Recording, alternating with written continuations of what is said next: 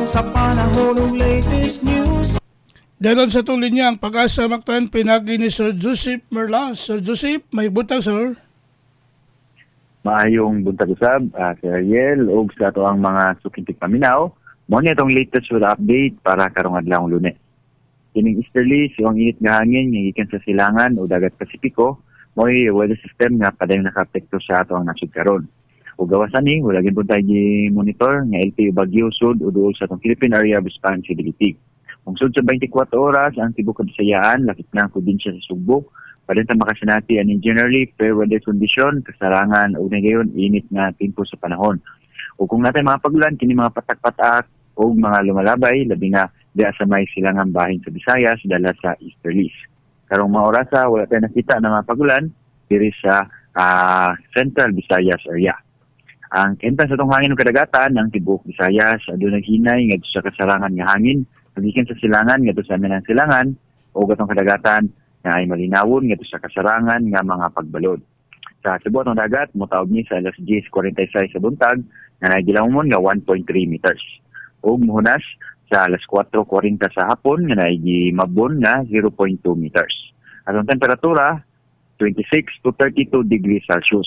Heat index nga posibleng magduwa sa 36 to 37 degrees Celsius. Atong haring adlaw, nisubang ni sa alas 5, Tantay City sa buntag, o musalop unyang alas 5:55 sa hapon. O mga itong latest, diri sa botan sa Pagasa Mactan, sa Yas DSP, si Joseph Merlas, maayong buntag. Sir Joseph, Yes, sir. karong adlaw Lunes, Abril 8, karon ni mahitabo ang total solar eclipse. Yes, sir. Aha. So far, sir, yes, natay total solar eclipse, but kining maong astronomical event, dili lang nato makita no diri sa Pilipinas. So kining nasigutan nga solar eclipse dili ni mostly makita malantawan diri sa may parte sa Amerika o bangbahin sa nasod gawas. Sayang lang dili lang ato makita diri sa ato ang nasod diri sa Pilipinas. Dili lang moagi diri sa. So karon dili mag-expect ang atong mga katawhan nga kay ang uban ani mga kuryoso man kay mayon nga mohangad tas ibabaw kay ini mahitabo ning pagtabon sa adlaw ug sa atong kalibutan. Yes, sir. So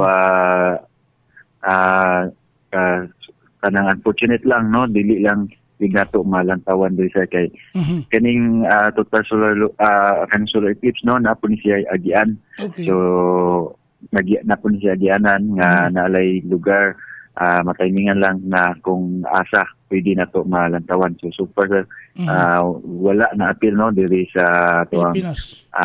Pilipinas nga makita na to kining tawag og kanang eclipse. So naray portion diri sa may dagat Pasipiko nga posibleng magian, but dili ra gyud malantawan nato diri sa ato ang nasod. So may gini na ato na pahibaw sir kay ang atong mga katawa doon doon na kagahapon. Yes, sir. Kagahapon adlaw doon ay nanganda mo ganang kuan para tabon sa mata kay mutan-aw sa pagtabon sa buwan ug sa adlaw o sa adlaw ug sa kalibutan. Yes, sir. So mo gyud dili na to makita, pero kung interesado kita na posible ubang mga sa ato ang social media basin na ni mga nag-live no na Okay. pwede na to matanawan lang through online. Yes. So dili lang din siya visible na to dili sa ato nasod. So kay kining yang yagian pod si Ariel, narrow lang ni siya. Pipila lang na mga lugar nga posible magian o area. So diri man Pacific Ocean o sa diri sa may Marquesas Islands o kining diha usab sa North America nga posible lang matanawan. So may gini nga ato na pahibaw gid kay ang uban ni nakuryoso to na unsa nang kuan, unsa nang total solar eclipse. Yes, sir. Kay So, ang uban na ni nakuyawan po kay nay mabdos nga ayaw gawa sa akin. Oh, kay kuha mong bata. Yeah. So kasagaran gyud ani labi na kung may mga eclipses, solar o kining lunar eclipses. Sometimes dili sa kiyan usually kung may matabo i-relate ni sa mga tuang mga totoo. So far in science wala gini connection, no? So wala claim na data na ani pwede na tumatandi kung naagyoy pintabo sa kung na ay mga totoo. So kita na to nga walay data na mo back up ana nga mga claims. Mao lagi kay ang uban ni lainon magsabot sir kay moingon mga Allah wa na nanapay katalagman moabot oy simbakaw taon. Yes sir. O nagitawag na gani uban sa iyon no na tulo ka adlaw daw nga mag darkness. So dili po na siya tinuod.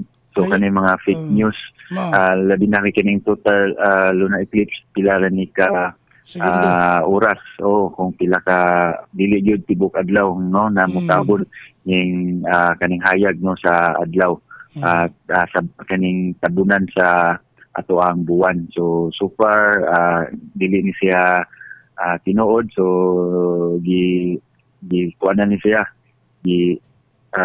fake news siya o niya gisundan ba no kanang labi na kaning social media karon. Mao lagi Dali ra kita ma-post ano o posible kana mga fake news dali ra tungod kay dali ra pila nya makita ra pud sa uban no kana to ang mga post labi na kung naka-public.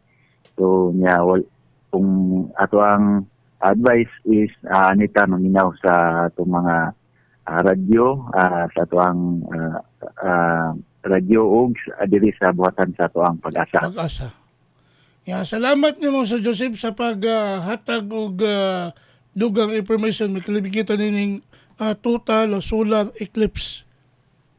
Way sa pinasab Asayel o maayong buntag sa tanan. Okay, salamat sa Joseph. Yung may buntag sa Pag-asa.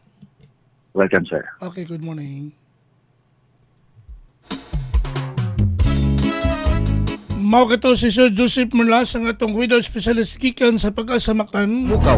Nga dagatod sa tong dagan sa kahimtang sa panahon ining adlaw nga Lunes, Abril 8, 2024. Mga tingahan nga programa. Salamat sa Pag-asa Mactan ug mayong buntag kaninyong tanan. Kahimtang sa panahon ng latest news, balita sa TV stations. May pamukauban kang kubra in action. Tanaw ka o paminaon, sa'yo sa kabuntagon.